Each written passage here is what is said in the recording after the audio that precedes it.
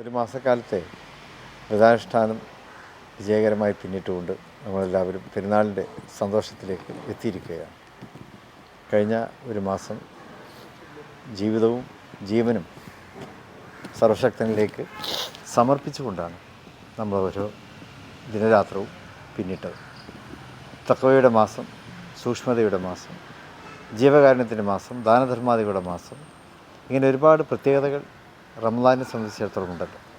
അതിൽ നിന്നെല്ലാം ഒരു ഉത്തമ സമൂഹത്തിൻ്റെ സ്വാഭാവികമായ ഒരു പരിണതിയിലേക്ക് നമ്മൾ കടന്നു വന്നു.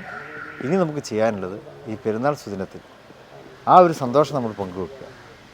ഒരു മാസക്കാലത്തെ തീവ്രമായ നമ്മുടെ അനുഷ്ഠാനങ്ങൾ, അതിനെ തുടർന്ന് നമുക്ക് പെരുന്നാൾ എന്ന സന്തോഷം സർവശക്തി നമുക്ക് നൽകി.